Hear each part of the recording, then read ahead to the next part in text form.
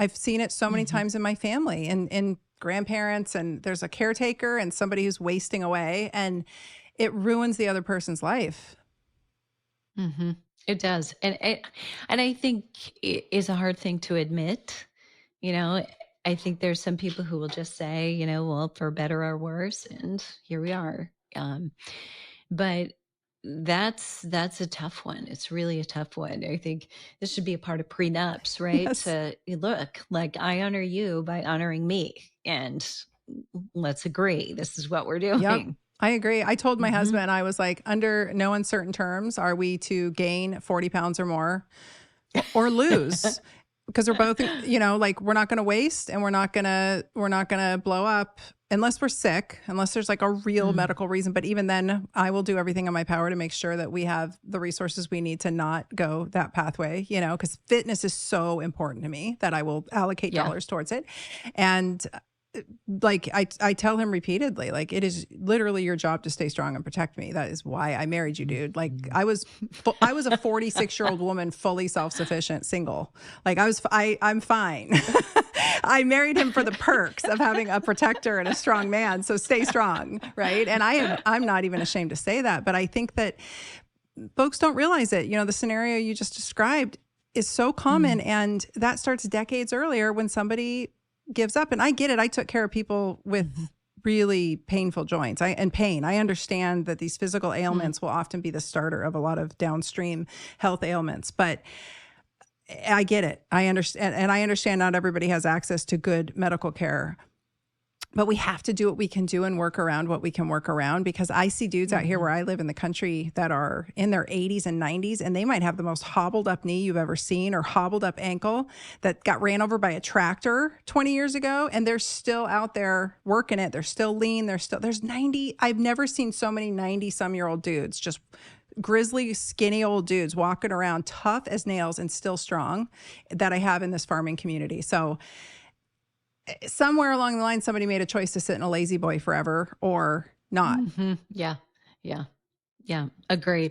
Yeah. And there's something to be said for, not being totally in that contemporary lifestyle, having to do chores. Like, we've gotten so far away from that. But, that's why we need the gym, those of us that do, because we sit so much the rest of the time. And we're no different, right? I mean, activity is a part of our core, both of us, but still we sit quite a Hmm. bit. What are some of the things that are household chores that you would say women should be training for? Like laundry Mm. baskets, like, what are some common ones that you can translate Mm. into day to day? So funny, but yeah, I just changed my air filters, So, I mean, you climb up and down off that ladder. That's no joke, right? I mean, you got to feel pretty confident. Number one, I had to go get it from the garage. I have to haul it in, and maneuver that.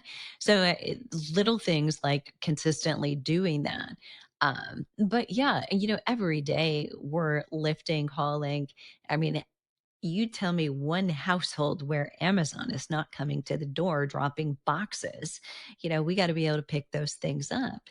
I have a pile of books got delivered for a friend of mine who thinks it's more convenient to keep them at my house than hers. And I'm like, I need to move these. I don't need them at my front door. So even vacuuming, Hmm. can be a big deal. If you're struggling with a back issue and your, pelvis or you're out of alignment, all of those things are one-sided things also, and then if you go to play and recreation, you're playing golf, and you're swinging a golf club 200 times on one side, I hope that you're doing something to balance that out, right? Not only get your drive further down. I can't help you with going to the rough. That's up to you. But, you get it further down, but yet, that strength training session can also help put you back in balance.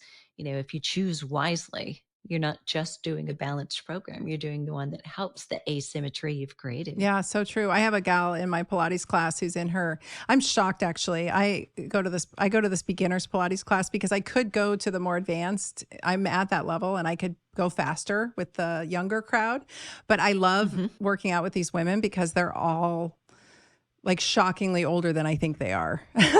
Some of them are, when they tell me their age, I'm like, you're what? You're 69? Like, I thought you were 54. You know, it's crazy. And they've been doing Pilates for a long time. And one of them loves golfing. So that's her big thing. Like, she stays strong in Pilates, and it's different. I mean, I will say, I think strength training, heavy lifting, in addition to Pilates, I don't say Pilates is the end all be all, but for her, it's kept her really mobile. A lot of them actually are farmers or have big, huge rural type gardens. So they're always talking about their gardens. And these are not like little front yard gardens. You know, these people live out on acreage. So it's so fun to sit in there and watch. And there's a big dude in there who super tall, and I think he's probably younger than I am, but he's in there, he's sweating it out, you know. And I will say that when it comes to certain moves, I crush it, because it's the stuff that requires, like the squatting, when we do repeated squatting or hovering or whatever. I'm like, oh dude, I'll squat this butt all day, because I train for that. But the point being is, I don't know what's in that water, but those women look phenomenal. And when I come out of there, the other day I came out, it was with all these little old ladies in there, and they're so cute and they're so strong, and their lights are on. And I come out, and there's a woman coming across the street with her daughter.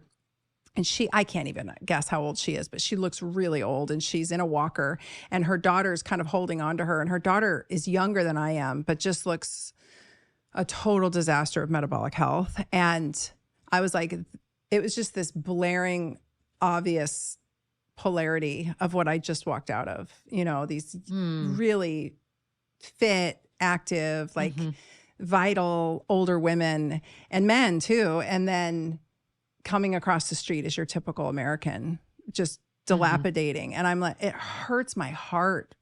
It hurts my heart, because it doesn't have to be that way. If people really understood the metabolic pathways at play that exercise induces to really preserve mitochondrial health and really keep degenerative processes at bay, they would all be moving their buns around more. But this stuff happens decades earlier, which is who we're talking to. Like, this is why you want to start training in your 30s and 40s, ladies, at the latest, right? I mean, you can start later, but is there kind of you have so much experience training folks, is there kind of a magic age where, I know for myself clinically, it was around 45. If people hadn't taken good care of themselves, it was real hard for me to get them back. I could improve their health, but I couldn't get them back around 40 to 45 if they weren't in good shape by then. Do you know what I'm saying? Is there a certain age that you've seen in training that kind of... I think those people who haven't taken care of themselves earlier, it's a younger and younger age, you know, right? Because they're already looking older than their actual biological age, or their chronological age. They're looking older than they should, and they're probably experience more aches and pains. But I think the downfall is the reason those aches and pains are there, they attribute to, well, this is just a part of getting older. They accept it, as opposed to challenging that there's a different way, that not everybody experiences this, and you don't have to either. You know, just even being aware of foods that you might be eating that are inflammatory versus an anti-inflammatory diet. But the benefit of exercise, I think a lot of people, like you said, they're going to have that fear of pain, like doing this is going to hurt me more, as opposed to the realization that actually moving, getting that synovial fluid moving and getting things circulating is actually going to help you more and help you tolerate pain more and be more resilient. It just doesn't go that way. So I think it really depends. If you've got somebody who's been overweight for a long time, you know, the feeling that this is too late, and I is it too late? I get asked that question still very frequently. Me too. Is it too late? Just like, don't make me come over there. We're going to wash your mouth out with soap. You know, I mean, Yeah. are you still living? You have a heartbeat? Come on. Yes, I get that all the time. Is it too late? I'm like, too late for what? What are we talking about? Because we can always move the dial, right? Yeah. Always. Yeah.